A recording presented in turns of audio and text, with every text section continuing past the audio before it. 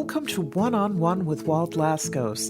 In this brief podcast, you'll learn how to most effectively address senior financial exploitation. Now, here's Walt.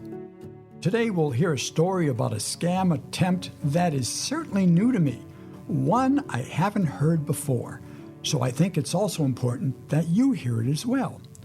Joining me is my friend Linda Gulyn, professor of psychology at Marymount University in Arlington, Virginia. Well, Dr. McKenna recently shared a frightening tale with me, saying she received a call from the U.S. Customs and Immigration Office, stating that she had a package sent to her from Mexico.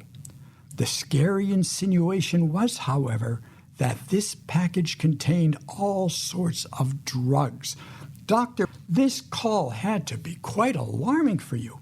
Hello, Walt. Yes, indeed. And I knew exactly whom to contact as soon as I received it, because it very much ties into your mission of making sure older Americans and all Americans are equipped to detect and manage these kinds of threats that come to us. And every one of us is vulnerable to it. So this is what happened. I got a phone call, and on my caller ID, it says U.S. Customs and Border Control. So I answered the phone, and they said hello, and they knew my exact name. And they said, we're calling to inform you that we have a package waiting to be delivered to you. It's from Mexico, and it contains drugs, including cocaine and marijuana, and it is in your name, and we are prepared to send this to you, but we need a little bit more information. And I said, what? What are you talking about? And once again, they verified their, quote, authority, told me they were from U.S. Customs and Border Control, and again, repeating my name, and they said, yes, we have this package, it's in your name, and just to verify, they continue to say to me, you hold a bank account at certain credit union that I belong to here in Arlington, and named Wells Fargo, which is a bank that I use for my son who has a disability. So that got me a little bit sort of scared to hear this, like, oh my gosh, somehow drugs are connected with me as a person and with my very sensitive bank account.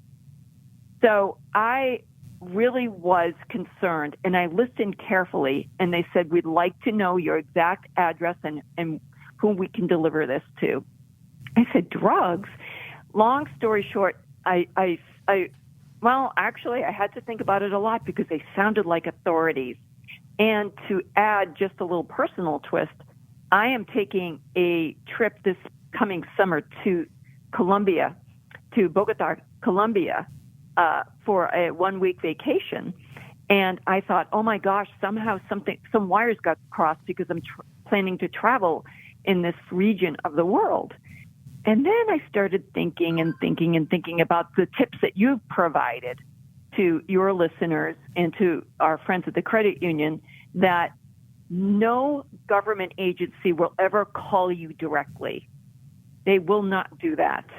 And I started to say, like, oh my gosh, wait a minute. This sounds true. It scared me a little bit. I need to hang up. So I did hang up. I said, I'm not interested. And this turns out to be a very common scam now, implying that you have in your possession drugs, which makes you scared that now you're in trouble with the law. And now they verify your identity. I don't know how they do this, but I immediately, as your listeners know, told someone I trusted and someone I knew I could talk to about. And for me, that was you, Walt, because I know you think about these things. Mm-hmm. Yes, you were the first person I contacted, and you were also stunned, which goes to say that even those of us who are aware of this, those of us who make it our life's professional priority to be wise to these kinds of things, to protect all of us, not only older Americans, even we can be sensitive to these attempts to commit fraud to us. So what I want to share with your listeners is I learned this lesson, but I know it's important for me to verify. And if we're not able to get in touch with you personally, of course, and I'm, saying that a little bit as a joke, but in truth, someone you trust, call the government agency that they claim they belong to. So I could call U.S. Customs and Border Control and ask them, but you never use the phone number that's on your caller ID. You look it up and call them. Or you can call the Federal Trade Commission, or at least share it with someone you trust so they can help guide you. Wonderful, wonderful advice, Linda. I mean, you're absolutely right. Mm-hmm. Any one of us could become a victim to such a scam.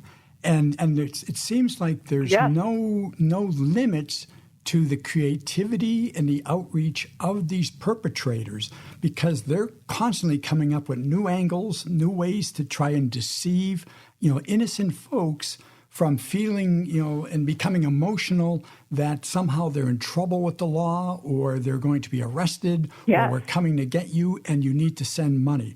Anything that they could do to get you to send money, they will go after you to do that. And it's really, I think, so important, just as you mentioned, that the first thing we have to do is just calm down, come to our senses, push down the emotion. Don't make a decision that's rash based on being scared. Exactly. But really calm and realize that, wait, don't act in haste. Always verify. Exactly. And as you said, you could always hang up, look up that office, find a phone number and call them directly if you need to do that, or call a friend or another person that might be at the credit union or with the local police department, and share the story with them and get their advice. And 10 times out of 10, I'm sure, you'll be protected from losing thousands of dollars of your life savings. So, Linda, thank you. I really do appreciate you for sharing this today. Yes, I felt, of course, when it happens, and I felt a little bit silly that I actually got worried about it, and I considered giving them information. I personally felt a little bit embarrassed. But you know what? Even if you feel a little embarrassed or a little silly, you don't let that stop you from reporting it, or at least telling someone who has your back, like a friend or your daughter or someone has your back and can verify it for you. And that's half the battle. Like I tell everyone, I told you, Walt, right? Mm-hmm. I'm like, I know, here I am, the expert, and so are you. And you could get a call too. And, just that minute of questioning yourself, that's natural and normal.